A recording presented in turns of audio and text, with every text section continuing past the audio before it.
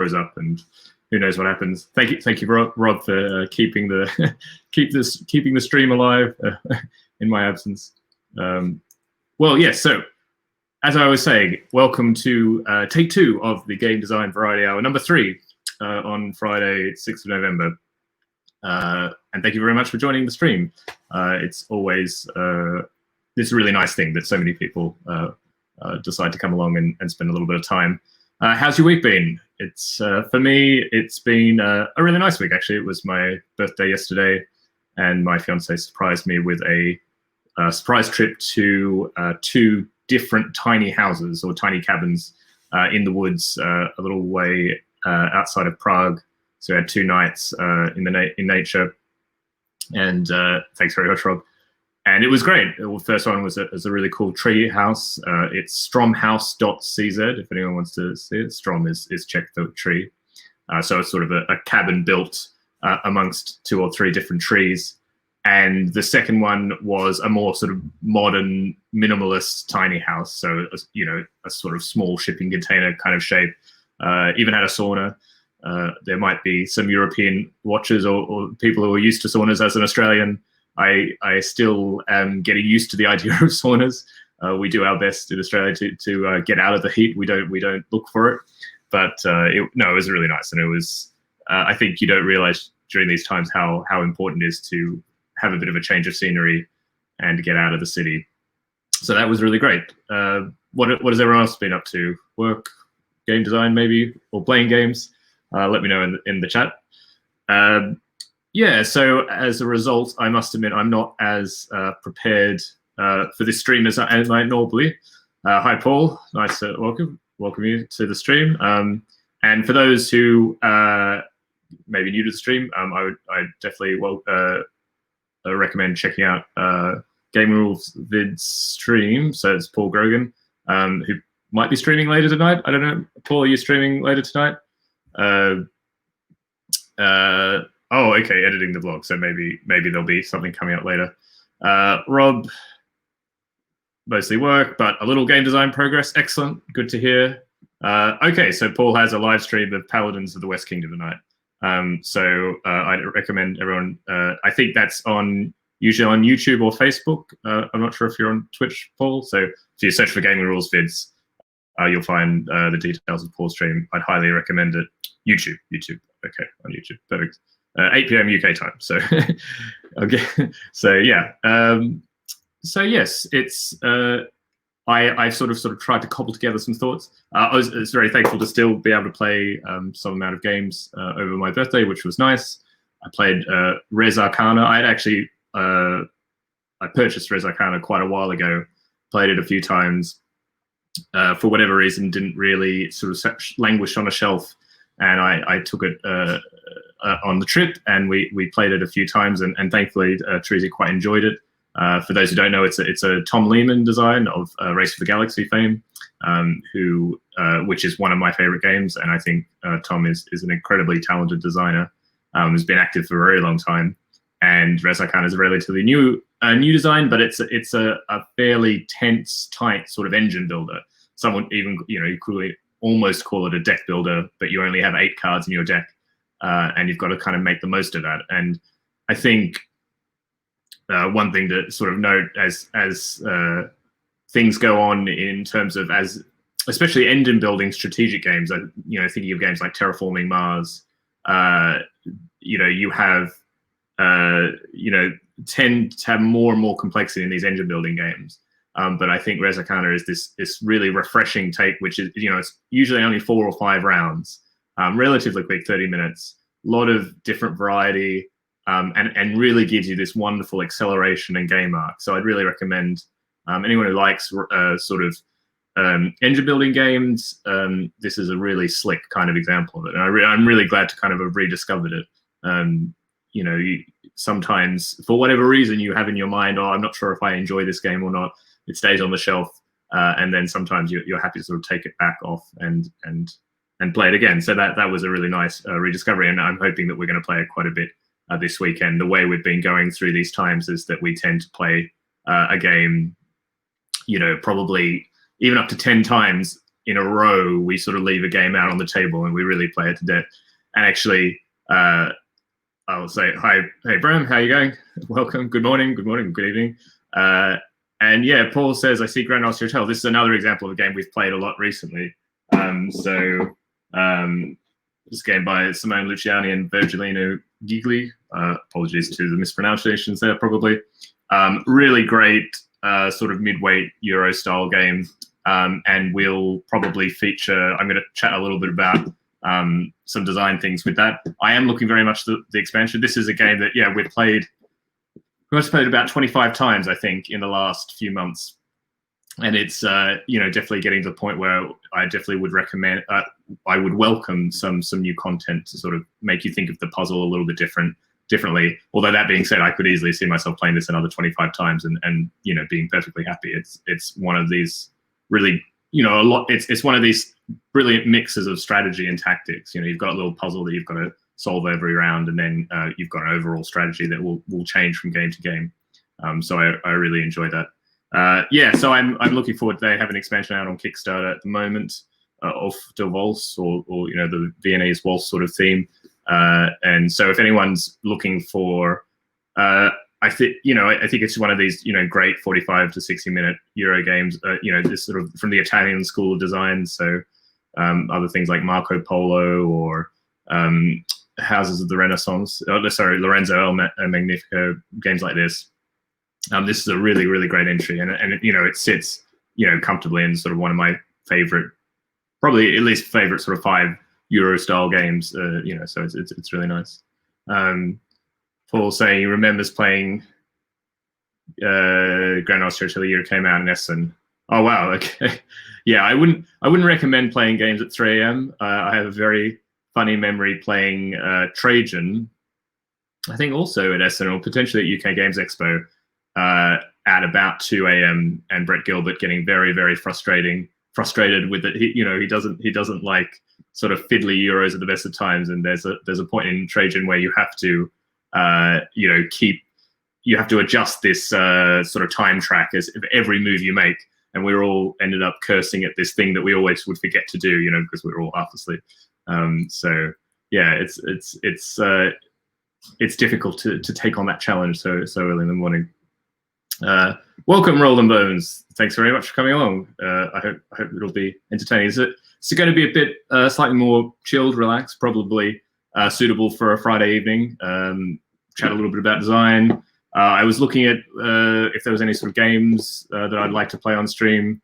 I'm not sure if that'll end up happening. Maybe we'll play another Tiny Islands.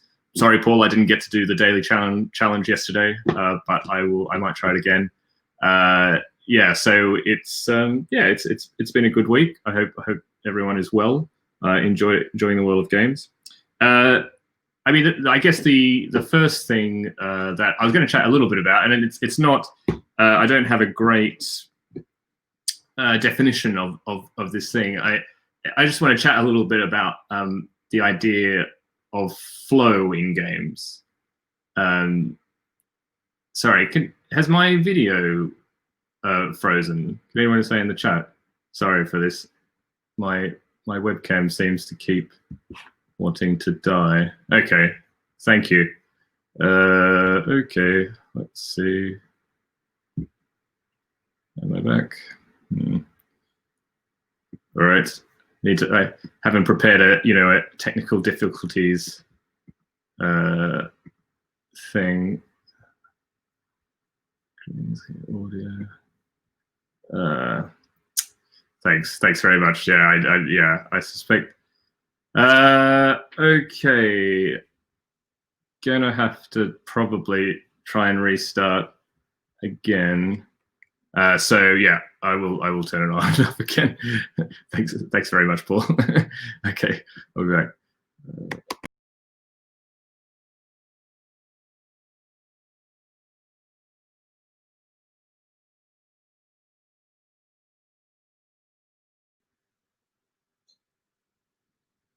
Okay.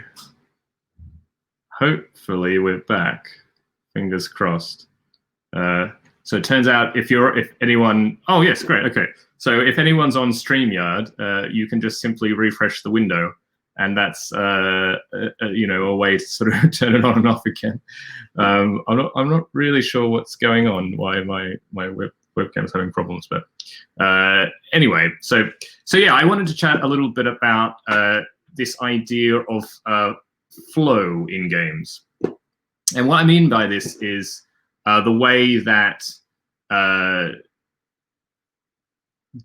actions flow one from another in a game, and to give a really smooth sort of experience. So a very, you know, I was sort of rushing around trying to get a good example before this, and in a way, it's actually, for me, one of my current, not design grails, but it's something I'm really trying to make a game to exemplify this idea. And that's where sort of the, you know, the outputs of one action are the inputs to prime another action. And so you have this idea that, you know, a lot of games have a lot of structure put into them to make the game go forward.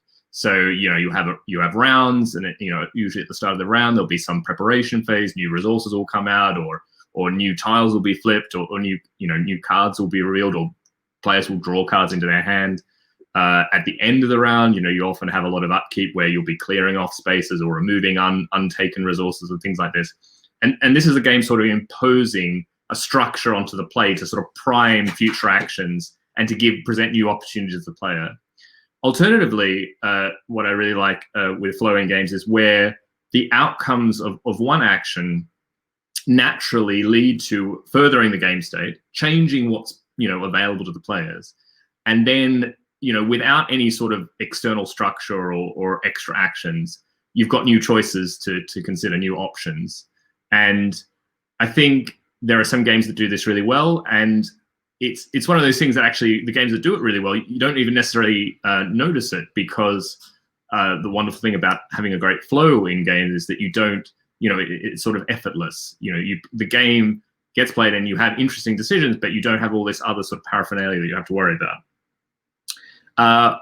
One example that I was thinking about with Grand Austria Hotel, for example, is that, you know, Grand Austria Hotel is a more complex game, you know, than the more sort of, you know, than a simple engine building game.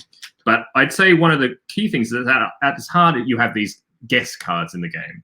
So a guest card, you know, has certain requirements. So this one, you know, has certain food that you need to pay it. It's going to give you a certain number of points, and you know, that's a basic cubes and contracts style of game. Hi, Nicola. Nice to see you. You know, so without anything else, this would be a fairly, you know, standard thing. Like, you know, I've got a contract, I need to get cubes, then I get the contract. So you're sort of, you know, going back and forth over and over again. But it's not like completing this contract is suddenly going to have some different impact on how I go about collecting the next contract or the next cubes, besides some sort of obvious combinatorial sort of ideas. But the brilliant thing is they all have powers, and usually these powers are one-off things that you get in addition to completing the guest. It's not the only game to have contracts which give you a one-off bonus when you do things. There is also another subtle thing that the color of the guest has an impact on the overall puzzle, that you're sort of puzzling out where to put these guests in different colored rooms in your hotel, which you also have to prepare. So that also goes into it. But for me, Grand Austria Hotel does a really good job, because often these actions are actually, these bonuses are actually replacing other actions that players would normally take on their turn. In the game, you only have 14 turns, actually. You take 14 different actions, and the actions are chosen from quite a small set of 5 different actions. So every time you have one of these contracts, of which normally you'll finish, 10 or 12 of them a game, each of them is essentially generating another action. And not only does that mean you're getting more done, but that means it also can shortcut this sort of the flow in the game. Instead of having a flow which is a little bit more stop-start, I do this action, okay, done, stop. I do the next action, done, stop. And, it's these sort of disjointed. This essentially means I could do one action which will let me complete this, which then this action then lets me prime potentially another contract, or take another guest, or prepare a room to be prepared for another guest. And so this is sort of oiling the wheel, oiling the flow through the game, which means that you sort of effortlessly go from gathering the resources for one guest, fulfilling that guest then allowing you to fulfill another guest, or to prepare for another guest, shortcutting an action you would have had to take otherwise. And you have this wonderful sense of of combination of getting a lot done, but also a sense of flow, essentially from one point to the other in the game, without having to think about, you know, that you're doing yourself, that's coming through your actions and the things that you achieve. Another really great game, which I am actually now blanking on the idea of. Feudum. Feudum is the game, which I will try and actually bring up here because I think it's a really interesting example, because it's sort of a slightly more explicit example of flow in games, I would say. So let's share this screen. Yes. Great. Okay. So for those who don't know, Feudum, which actually I've never played, I should say. I mean, this is one of the things I really like about games in general, is I just love, you know, reading about them and thinking about them. And that's not, you know, I don't always have to play them to you know, to enjoy that, I guess. Although I'd quite like to play this to sort of see how this system goes in practice. Because in this game, there are 6 main action points, and I'm trying to find a good image of it. I should say the game looks absolutely amazing. There's a Kickstarter project, I'm pretty sure. So it might be a bit hard to find these days. Oh yeah, here we go. Here's a good example. Essentially, you have these sort of different action spaces, which are usually populated with different resources. So, you know, there are cubes that are populated here. This bead thing will have different colored beads on it as the game goes on. But basically, you have this thing that these parts up here sort of tell you how actions affect each other. In that, usually when you take an action on the left, it flows, different resources that you use or take will flow on into the next action space, and essentially will create new opportunities in that action space that didn't happen there before. So instead of the game introducing randomness and freshness, you know, in terms of, you know, events or new round things being introduced, therefore, instead of that, the players control the flow of these new opportunities and new resources. And actually, it's, in a way, it's a kind of closed system where things flow to each other, and it's just how well you're going to interact with the different points in which you can sort of extract resources from the different action spaces, and you know, tactically, which action makes the most sense. Because of course, you don't only have to consider what you're going to do, what's, you know, available for your present action, but then what are you possibly setting up for the next player, because that action is going to impact on something else.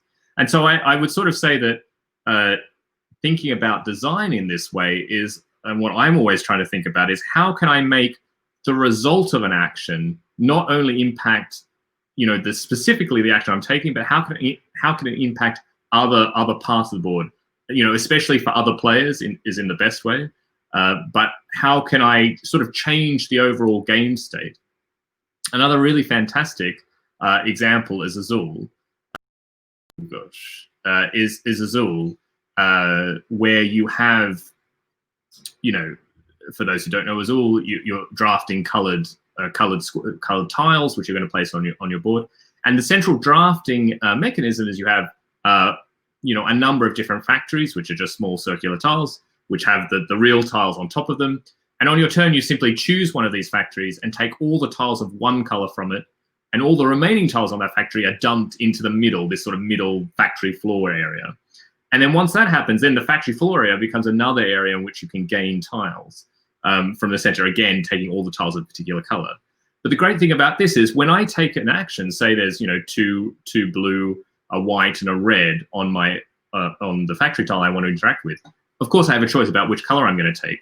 But that immediately flows on into, you know, presenting a new opportunity, because now I'm putting those other tiles I didn't take into the middle, and maybe that's combining with tiles that were already there, and that's going to change the, you know, the opportunity cost of taking tiles from the middle. Because, for example, potentially before there was one white tile in the middle, which is not great. Maybe on my action tile I take blue tiles, which dumps a further 2 white tiles in the middle. Now there are 3 white tiles. I didn't specifically put the white tiles there. The game didn't. The game automatically does it as a result of my actions. It wasn't the result of, you know, a round upkeep step telling put 2 white tiles or deal 2 white tiles in the middle. It directly came from my actions. But from that, you have this amazing flow and emergence that happens as the result of all the players' actions. You produce the different options that you can take on your turn. It's maybe, I'm not sure if it's all a little too theoretical, but I next time if you get a chance to play Azul, just think about, and it's something you have to think about when you play the game, even if you're not specifically thinking about flow. You're thinking about, when I take this action, how is that affecting what's available for all the other players? But the great thing is it's controlled by the players, and it not only is it controlled by the players, it doesn't require the game to sort of come in at different points and update itself. It's constantly changing and evolving directly from the actions you do. And an additional point on top of that, when you have really good flow in games, is it also removes this sense of rules overhead or memory. If you have an action in your head, like in Azul, I take the tiles, and as part of the action, I must dump the remainder into the middle. That is, I think our brains are good at sort of thinking that's the whole action. I don't think of it as two separate things. I take the tiles and everything else goes back. That's sort of one action. And it means I don't have to think about steps, 1, 2, 3, 4, 5 in my head every time I take a turn. And it means that, it's sort of reducing that cognitive overload. And, great games with great flow, I think, do a lot of work in terms of helping players understand, actions as a whole, which might comprise of many different parts, which are quite important, but that allow the game to keep updating itself without the players have to consciously thinking about that. And so it's certainly something at the moment I'm really, really intrigued about. I think there are some, really great designs that I've chatted about, now, and I'm sure there are many more examples of that. But I'd love to sort of design, especially some more lighter games, I guess, of the Azul weight, but not necessarily, abstract puzzles where, you have that flow between the actions. The players are driving the actions, and you don't have to think about all these different steps. And Rob puts it very nicely. Getting rid of separate upkeeps is generally a nice thing, and it's certainly something that when we think of elegant design, getting rid of extra steps or even rounds is wonderful. I think what Shem Phillips did with Raiders of the North Sea, for example. Having a worker placement game without rounds, essentially, because it's almost sort of worker exchange. There are some workers sitting on different spots on the board, and on your turn, you're essentially placing one of your workers that you have in your stock and then removing one from a different space. So you sort of end up with the same number of workers, but the composition on the board is changing, which gives you different choices. But you have no rounds in that game. A lot of worker placement games, the typical thing is every round, we take back all our workers, we prepare things, and then we put workers out. And there's, I think actually in worker placement, there's also a lot of interesting little innovations done in different games, Raiders of the North Sea being one example. I would encourage everyone to check this out, or even just think about it next time you're playing. It can be really, really great. Nicola notes that, it lowers the entry barrier for the game, removing this upkeep. And I think it also, going back to what I was sort of talking about earlier this week about entangled decisions, in some ways they're kind of getting at a similar core principle, which is to pack as much of the decision or much of the strategic things you have to think about into one decision. The more you break that up over many, many different decisions that you have to make, I think the game can just get more tiring. In real life, we have this idea of decision fatigue, that it's not the difficulty of a decision that's is necessarily a problem. It's just the amount of times in a day or a work day or a particular activity where we have to make a decision. And the more decisions we make, the more tired we get at making those decisions. And actually being able to concentrate those decisions into as few key moments in a game means that you can have a lot of complexity and strategy and depth in a game, but maybe without that cognitive, load or heaviness.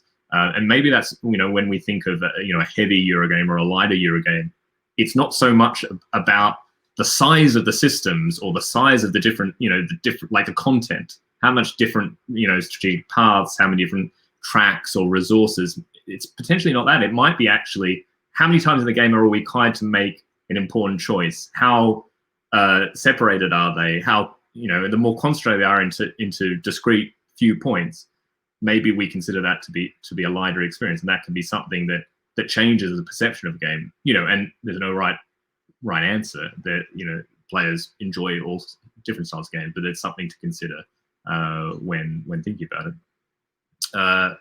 Rob's is chatting about flow of worker placement with no rounds. Manhattan Project, perfect example. But possibly, I guess, probably one of the first games that really broke out into you essentially place your workers or remove them. Tzolk'in's another really good example.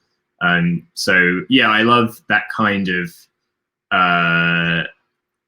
it's another really great creative thing to do. Actually, it's hacking those processes. How do you remove rounds from a worker placement game? How do you remove drawing a new hand in a deck builder, for example? These are really interesting thought questions that you can ask yourself, which can lead to really cool new mechanisms and a new flow in the game, whether it's what you want or not.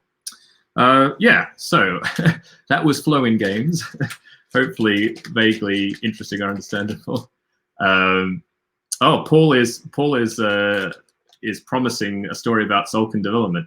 Maybe Paul will get you on the stream sometime, and then you can tell the story to everybody. I'm not sure how public it can be. And Rob talks about when do I retrieve can add a lot of tactical depth. Yeah, I think it's how, sometimes it's not about simplifying choices. It's how do you add interesting strategies to what you're already going to have to do in the game. In typical worker placement games, I just take all my workers back at a point. I don't have to think about it. In a particular game, that might be perfectly fine because you don't want to have more decisions there. But if you want to sort of play with that and you're happy to have more tactical strategic depth, then you can say, oh, actually, well, now you have a choice about, what you're going to, what you're going to take back. Another example is a deck building game where you can choose to get rid of cards at the end of the round as opposed to just always having to discard anything left in your hand. One is much more simpler. There's no choices there. But of course, if you tweak that and say, oh, you can get rid of some cards, then you're introducing more freedom, but of course, slightly more complexity as a result. So I will put back Grand Austria Hotel. Yeah, but definitely would recommend the game in short. So Paul can't share anything about Tzolk'in development. So all right, I look forward to in a private fashion hearing what's going on. So I think the other thing that was a little bit interesting and a bit of a walk down memory lane is I like to sometimes look at old prototypes. So I've sort of called this prototype deep dive, and it's the idea I go back looking at old prototype files on my computer, trying to remember what the game was. Often I have roundly forgotten what it refers to. I am, as I noted before, I'm absolutely terrible at writing rules at the time of designing a game, especially working on the first prototype. And there also might be some interesting stories of games that actually did make it past the first prototype stage and now actually exist. So let's have a look at the old game projects. Probably needed a bit bigger than that. Okay, so I think we got up to the infamous now Grid Euro last Friday evening. And I don't want to tease too much, but there is another grid title here, Key Grid. So there might be some more grid goodness coming up in the future. I should also note I haven't actually looked at these before at the time, so this is a true reaction video. I hear that does well on YouTube these days, so bear with me as I sort of go through here. So the next up is the Drafting RPG. Again, I'm showing off my incredibly creative test names for projects, and I actually think this is probably one of many times I've tried to make a drafting game where sort of I would say a card drafting version of Lords of Waterdeep, set in that kind of world where cards can both be what you need to fulfill contracts, but also could be contracts themselves. However, as I look actually at this, the sole Excel spreadsheet in the folder, I see I've got characters. They seem to have types. I obviously was maybe quite thinking about Lords of Waterdeep this time. You draw rumor cards, a bit like the intrigue cards in Lords of Waterdeep. They all let me do small. Oh, actually, sorry. That's interesting. It's like you start reading, and then your brain is a little bit behind what you're talking about. Welcome, Bess. Thanks very much for joining us. We're on a prototype deep dive into the annals, the archives of my old projects. And I've just mid-reading an Excel spreadsheet. Remember what this game is. This actually must be the first iteration of actually what is still an existing project of mine. It's a game, it's one of these sort of grand RPG adventuring games, which I'm pretty sure every designer has always wanted to design. I think I don't know what's the there's different kind of stereotypes about every author has a particular book that they're trying to write. I think everybody has like a huge open world adventure game, RPG inspired. This is well before Gloomhaven, for example.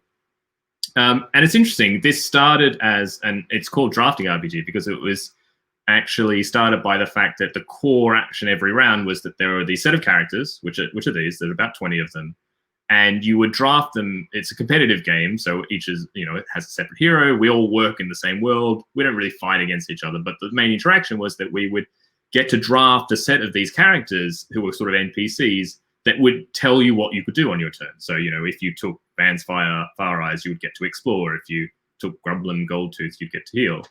And that drafting was a very quick way of sort of both being able to limit what you do on your turn, to have a lot of different options, but also to give some interaction between the players.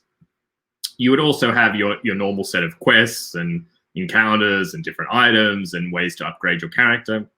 I might actually, at a later point, present the game a bit more fully, on the stream. It's a game that actually was with a publisher for quite some time. Not this iteration of it, not this one Excel spreadsheet.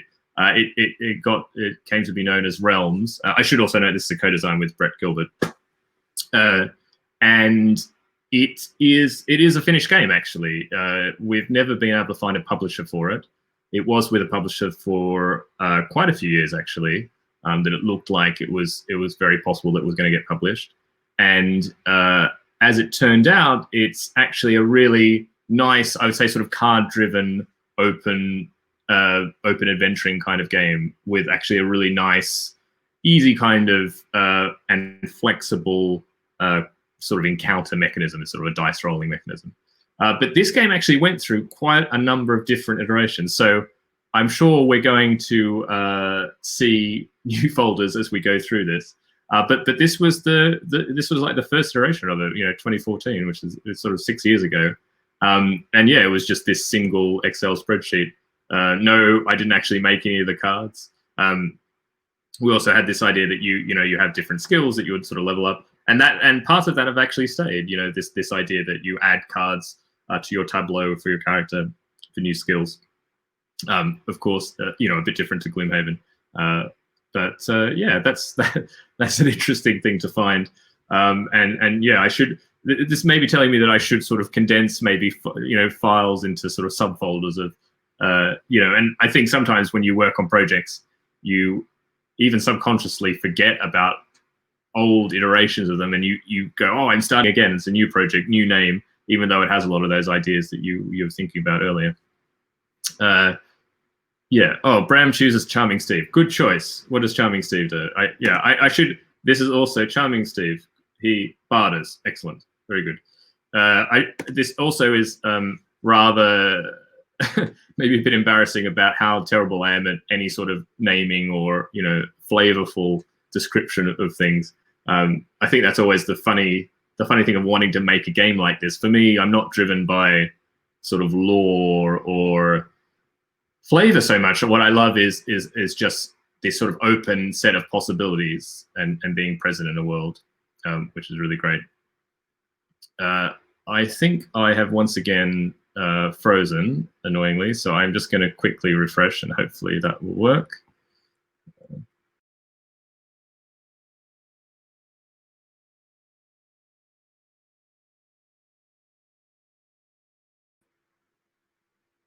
Okay, back again. Oh gosh, it's for those who weren't here earlier, I've been having a lot of problems with my webcam sort of coming on and off, so apologies for that. Yes, I've unfrozen. Excellent. Yeah, I could just have to refresh the thing. And I will have missed some comments probably, but I can look at Twitch quickly. Yeah, so Bass, sorry. Paul was saying, found some notes of his tidying up one day. They were from 1995 and basically a tactical space combat game based on TIE Fighter. Yes, and you're right. FFG stole your ideas and got to X-Wing. Yeah, it's interesting. Obviously, yeah, ideas and execution. There's a gap between them. But we all, I think everyone has a game that they really, really want to do. You think about that. And Bass talking about we all have files and folders like these, but it's nice to bump over them from time to time. Yeah, I think you change so much. You think not just as a designer, but as a person in 6 years, and to think that this game, in the best case, it's a great example. With the games that kind of persist, that it's sort of a special thing that they did. There must have been something there that kept you going back to them. So yeah, I might make a note to if people are interested to see this prototype.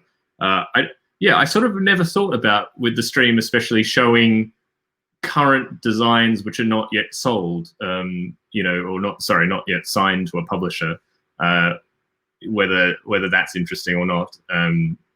Yeah, but anyway, we'll see. Paul is working on. Oh my gosh! Okay, you were pipped twice. You had an Anno game, yeah. I know. Well, I would talk to Cosmos because I suspect that they had the license, so they reached out. You need to put your name out there a bit more, Paul. They might have reached out and contacted you. Actually, incidentally, I'm hopefully getting a copy of that soon, and quite looking forward for trying it.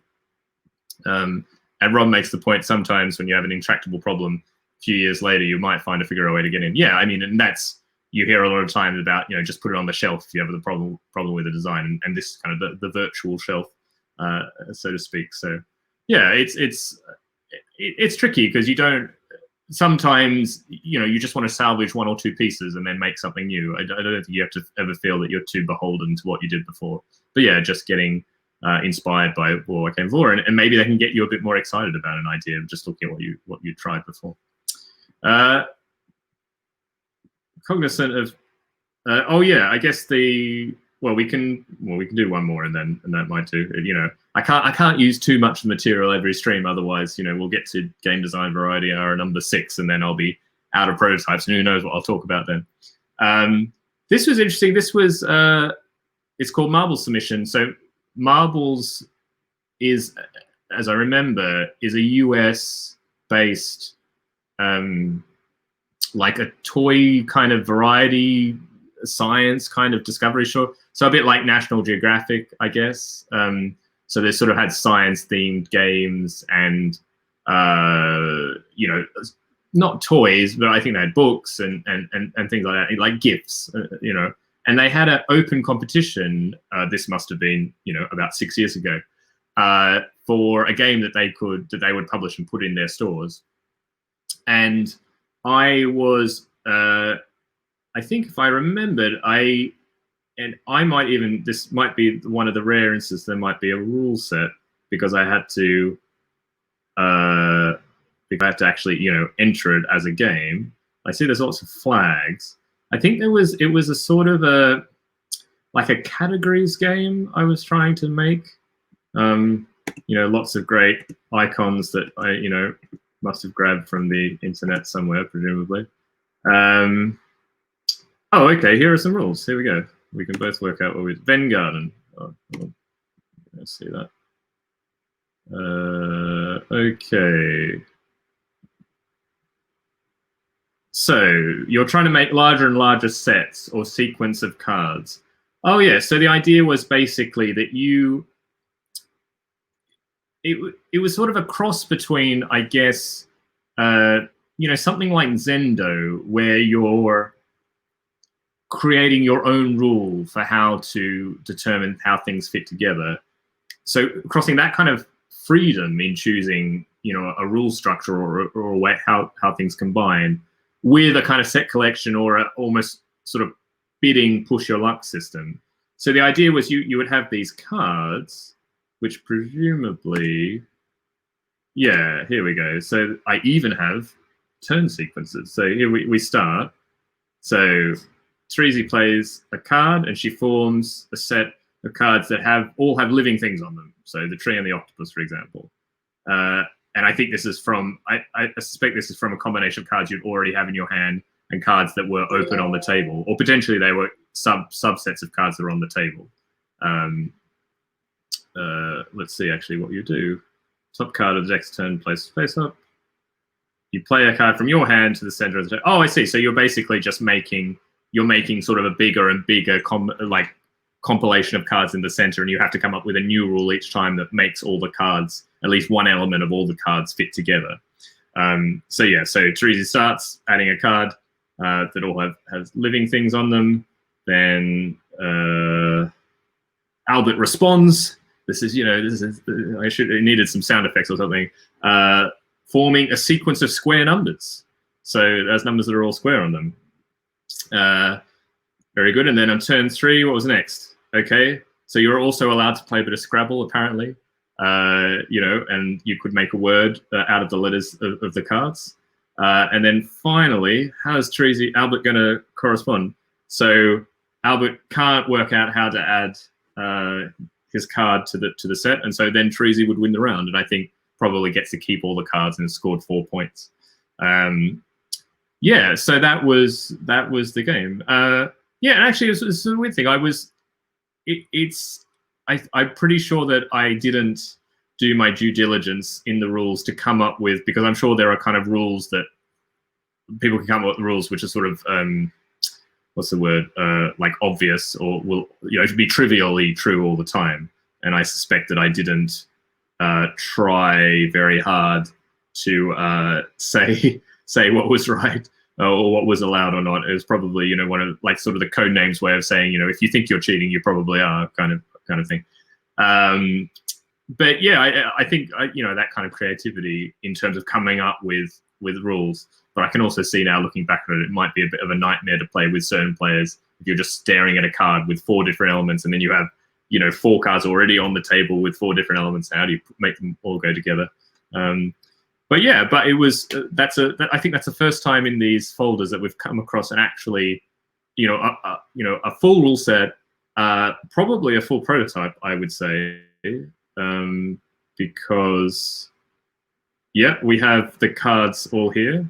Oh no, I maybe only made 5 cards, just enough for the example. It looks like I didn't actually made. Oh no, maybe we have card speed. Okay, so I did actually make a complete set of cards even. So yeah, if anybody wants to play a game of Vanguard, then you can. Maybe I should release it as a free print and play sometime. Hey Aquasource, welcome to the stream. Thanks very much for dropping by.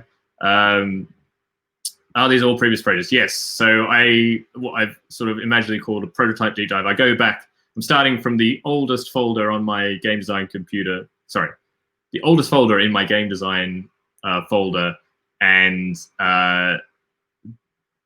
just kind of reminiscing, seeing if I can remember what the game is, what became of it, and yeah, this was a competition entry.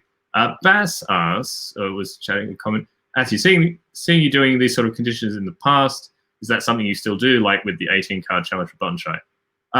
Yeah, actually, interestingly enough, I did do one of the Button Shy, the 1-card challenge. At the time, I was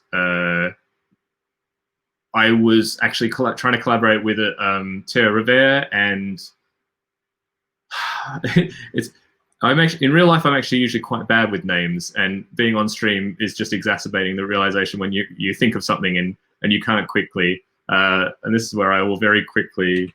It's the designer, Matthew Aubert, who's the designer of Shadows over Amsterdam, and we were seeing each other for a weekend to work on lots of different new designs, and they had recently announced the Button Shy competition. And we just said, I think we were all intrigued by it. I think, was that the first one of the Button challenges? Because I feel like that was the one that a lot of people were talking about. It really like jumped people's minds. And for those who don't know, the design was you needed an 18-card game, but every card had to be identical. I think it could have a front and a back, which could be different, but then every card had to have the same front and the same back. And so, you know, when you read that, your mind just kind of goes, it's such an amazing constraint. And you sort of think, what kind of games can you make out of that? So yeah, we actually made something between the three of us. We got to be known as the freeform designers, I think was our collective name or something like that. And we made a game, which I guess I can probably find very quickly. If people are interested, this is skipping ahead in the design, design deep dives. And this is going to be whether I can actually find it or not. Not having an amazing instance. Oh goodness me! I don't have a very good sense in my head, like about you think a game is actually not that old, but then you realize it's like 50 projects back or something.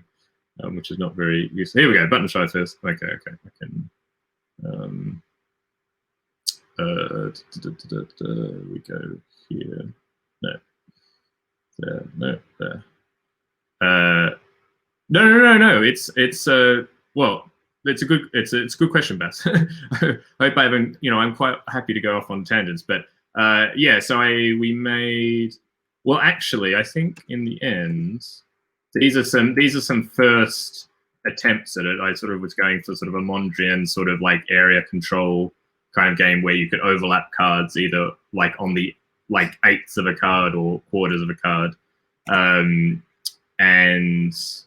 But it looks like and then there was another sort of abstracty kind of game where you're trying to make connections between colors as far as the rest things. But yeah, that was the most recent competition that I actually entered to do, but yeah, it was. I hadn't entered many competitions for a long time. At the start, when I started designing, kind of 10 years ago, I entered the Hypodice competition once or twice. I didn't get it very far. Europa Ludi, which was this competition which led to essentially Relic Runners getting designed. I entered that, but I haven't done too many competitions, and obviously there's a whole range of smaller competitions which are held on BGG or other kind of smaller organizations all the time. I know like Rob Harper's in the chat, and I know Rob, you there's like a monthly game design challenge I think like a 48-hour game design challenge every month on Board Game Geek. Feel free to tell me about whether I'm right or not. And you've written Rob's written some really cool articles about designing for competitions and how that goes. So yeah, it's a really great way to jog the creative juices, and I really enjoyed the Button Shy. I mean, I'm a huge fan of Button Shy games actually. Brett and I had well, for those who don't know, this is going to be shilling again. There needs to be someone in the chat needs to say stop shilling, or if it feels like I'm just talking about things I've done, which I guess is what the stream is. Oh yes, Rob says monthly 24-hour design contest on BGG. Yeah, so I guess if you Google that, you'll find it on BGG, or maybe Rob, if you want to drop the link in the comments. So the reason I really love Button Shy is that Brett and I, well, actually, this was really Brett initially came up with this idea of good little games. This was sort of at the start of the micro game craze, and obviously with Love Letter and games like this, I seem to have once again frozen. So I'm just going to quickly refresh.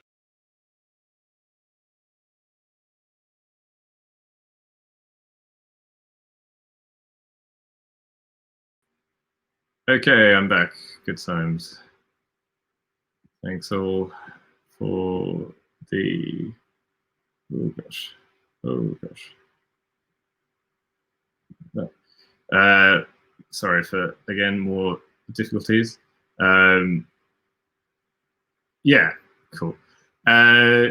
Yeah, and yeah, we really loved Button Shy because we worked on this sort of good little games idea, which is essentially free print and play games that initially were all 18 cards or less, and the initial games were really from a whole bunch of different designers contributed games to things. So Sebastian Bleasdale of On the Underground and Key Flower fame, David Mortimer. Who I think this game, Pocket Imperium, went on to be published by Ludi Creations. There's one by myself and Chris Marling, which did end up being published by AEG. Michael Fox of Idol Michael of who works with Hub Games. Tony Boydell, Todd Sanders. Actually, it was a really cool set of people who were very kind enough to kind of take a punt on hosting this on our own website. And we later on we came back and tried, just Brett and I, trying to design a new game every month, and we kind of got up to 6 before we sort of petered out. And this was about 4 or 5 years ago that we were making these. And like Button Shy is working the same way. They're making these 18 card microgames, and I still think there's a lot of really interesting space to be, design space to be explored there. But from the publisher side, at least, what you hear when you meet with publishers now is that it's quite hard to sell these kind of products, commercially. One of my dreams, aspirations, I'm not sure, especially if I end up designing a bit more full time, is looking at alternative ways to do these kind of micro games, different ways to distribute them, and make a little bit of money from them to sort of make them, worthwhile. I love being able to share games for free. I think it's great that anybody can access them and print them off. And we did have a Patreon to where people could support the kind of project if they wanted to. They didn't have to. So it was, sort of opt-in, which I think, is a really great model. I think for us, it was always a balance of that. It is a lot of work. We want it, you don't want to make, even if you're putting it out for free, you want it to be up to the kind of standards you want. And I think the kind of pressure we put on ourselves to make a new game every month, which is why, Button Shy, incredible what they do, essentially new content they're putting out every month. I know they're not essentially designing all the games themselves, obviously external designers give things in, but, keeping that up, consistency. But it's something that I keep thinking about. And I'm having a few conversations with other designers and graphic designers potentially about ways of, sort of going back into that, and it's also a way, I think, especially right now, I'm always interested in ways to connect more closely with gamers, with people who are going to play the games. I don't ever really want to be a publisher, but I think there are different ways that you could potentially,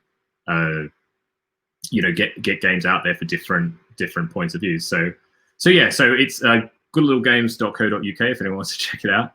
All the games are on BGG, but you can download the files there, print and play. They're all, in the new iteration, we said they could be 27 cards or less, but that's only single-sided, and sometimes you need some sort of general components, but very, like a few markers or one die or things like that.